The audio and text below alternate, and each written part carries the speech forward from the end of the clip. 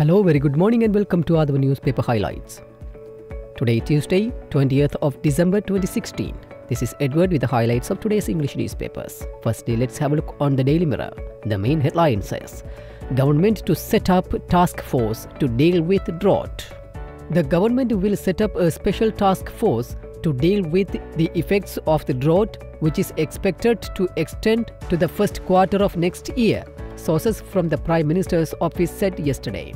Nearly 208,000 people from 51,561 families in several districts have been affected by the recent drought situation. More than 800,000 people in all 9 provinces affected by the last drought. Sri Lankan maid leaves Singapore as a businesswoman. Sri Lanka's Niroshika Jayawira came to Singapore in 2001 to work as a housemaid, and 15 years later, she left the country as an entrepreneur. The 36-year-old now buys tea leaves from home gardens in Sri Lanka, packets the tea and sells them to some 500 international buyers. Secondly, let's move to daily news. The main headline says, Duty-free vehicle permit abuse. Over one-third MPs should be probed. Public interests litigation filed to force bribery commission to investigate. 40 billion rupees per year loss under Mahinda Rajapaksa regime. A public interests litigation activist yesterday filed a writ petition in the Supreme Court seeking a mandamus order directing the bribery commission to initiate a credible and independent investigation into the abuse of tax-free permit scheme by 85 government and opposition parliamentarians. President hits out at social media for maligning judges. Very unfair and false allegations are being made against judges in the judicial sector through the internet and social media today, President Maithripala Sirisena said.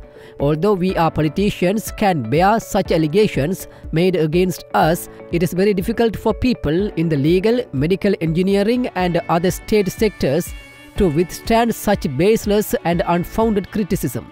It shows that the internet and social media sectors are misusing the freedom available in the country, he said. Finally, let's move to Ceylon today. Government to bring laws against fake news. The government has decided to introduce new laws to prevent Sri Lankan websites from publishing fake news, President Maithripala Sirisena said yesterday. Murder of DIG's driver. CID examines CCTV cameras.